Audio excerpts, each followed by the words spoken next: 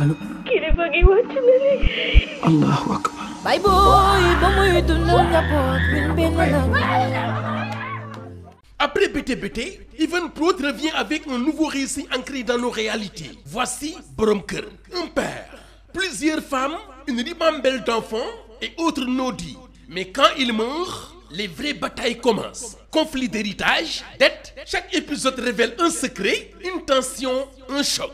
Dans la maison du père, l'amour unit, mais l'héritage déchire. Borom Kër, la série qui met à nu ce que les familles cachent. xibaar ba jib na bay booy génn na àdduna.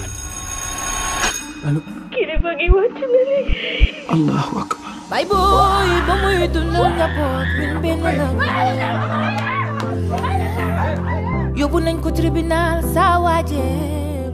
xaritu baay tëdd ci alalu jirim. sàcc bu manga suma xaalis booba teg ko suma loxo dictateur nga sàcc nga du xaalis. wala teg lu mu jox la moo naan sama baay bu muy dund lebal naa ko alal ju bare. mbokk yi daggee fu nekk ku nekk di wax naan aji dem ji yoraloon na ma xaalis bu ba. Ousmane me devait 100 millions. même soo ma gisatul bul xëccoo dara ak say rakk. pour affaire kër gi fan nga si toll. bu gaaw a ko tey yàlla bu gaaw a ko tey borom kër. ku dee rek weeru takkoon jabar di ko nëbb say njaboot te du tàggoo te kenn xamul kañ la fan la ak naka lay dikkee ba bi mu tëdd ci kaw lalu hôpital mi ngi koy fàttali ni ko ba njaboot gi xam na ni ko man sa soxna la waaye ku dee yóbbaale mbébét yéene woon na koo def ci bi mu xëyee waaye ci guddi ga la ko malaakal mawti yóbbu. pas encore incha allah ba suba ma dajale njaboot ci yëpp yëg a nekk sama digganteeg yow. cey àdduna ku dee weeru. yal na leen yàlla àtte si yërmandeem. ku ñu suul sulli say mbóot. ana alal bi la sama yaay joxoon nga jàpp lekk ko toroxal ma ci sama àdduna góor a gay yàlla la yàlla toroxal fi kon ay ci leen ñu dikkaat ci coow li indi choc bi tax góor gi génn àdduna mooy ku ñuy xëccoo te deewagoo moo yow soo dee foo jëm soxna yi taxaw njaboot gi taxaw ku ci nekk di xëccoo ko séddoo te borom kër gi demagul fenn. ban yab nga ma yab ba may vocal ay 2 heures du matin naan ma nañ bàyyante man ak yow sekku ñu bàyyante danga may topp mu lay neex nga may topp mu lay naqari. gis nga kilifa biy dund si lañu koy miiras nga teel a xam li nga am lijjanti sa avenir suba nga mën a xam loo am yow ak sa njaboot.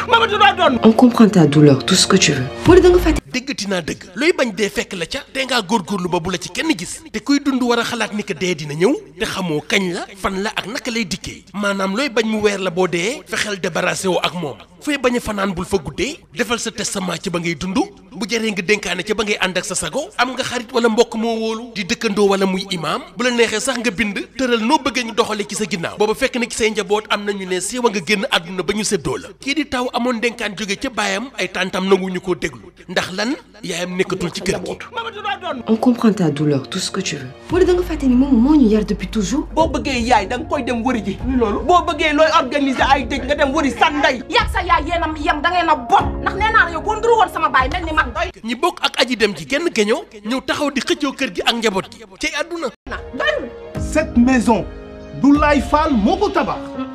c'est notre papa qui l'a construite. sa papa dañ ko miiras. gayanam gëdd muninam. vous faites quoi chez moi. yow Alaaji Mbay mii nga xamante ne sax lu ñu dal moo ñu ko teg ginnaaw yàlla. rakk Ousmane yi di jaabante ci kër gi yëpp duñ ci wax.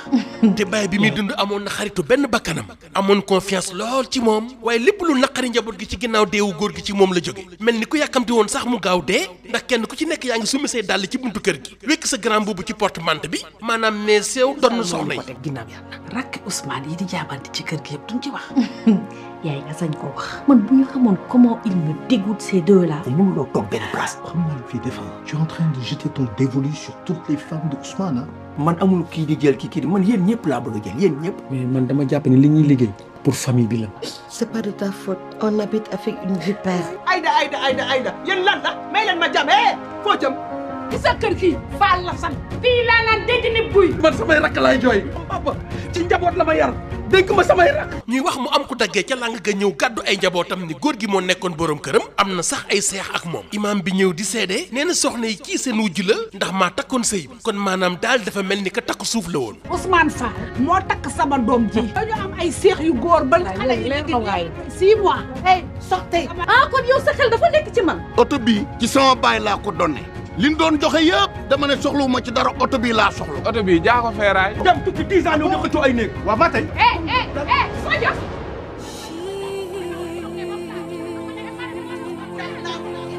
man mii maa xutba sëy bi soxna la nag ngeen ni ay soxna.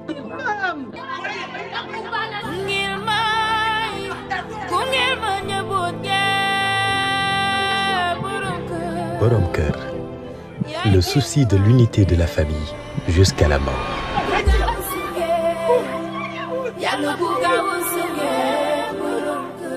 jàmbaar daanu na te benn mbir rek moo ko tere woon a nelaw mooy njaboot gi doon benn. Borom Kër, le silence du père, le vacarme des héritiers. da nga réew ba nëb.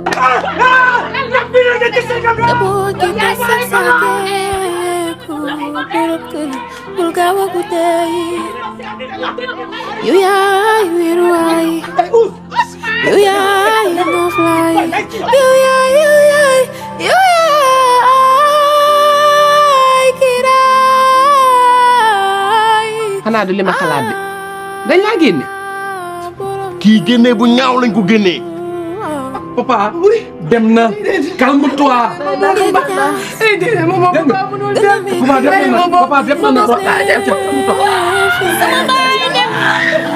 sama yaay si yaat